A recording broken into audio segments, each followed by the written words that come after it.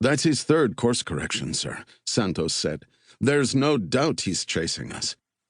Captain Calvera heard the tension in his first officer's voice. They were both hovering over a military-grade electronics suite, something his commercial fishing trawler El Valiente shouldn't have, but did. Calvera stood scratching his beard, a nervous habit. It didn't make any sense.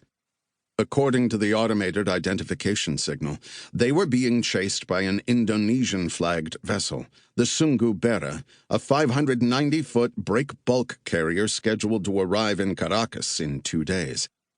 Santos had examined its shipping records. The unremarkable cargo ship had been built in 1971 and had exchanged ownership at least 13 times over the decades, most recently a month ago. Judging by its vessel tracker photo, it was a floating wreck. Its hull, bridge, and cranes were streaked with rust and grime.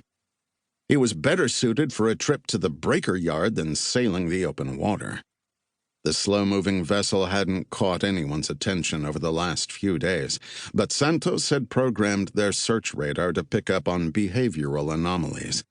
3 hours ago, the Sungguh Bera triggered an alarm and Calvera initiated course corrections to see if the radar's warning software had made a mistake. It hadn't. Stranger still, the Sungguh Bera was over twice the length and double the weight of El Valiente, and yet the broken-down cargo ship not only kept pace, but was actually gaining on them. Now it was just a little over 2 kilometers behind and closing in.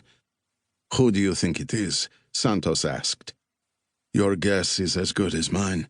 If anything, I'd say it might be pirates." But even as he said it, Calvera shook his head in disbelief. "But sailing an old rust bucket like that? I doubt it." "What do you want to do, sir?"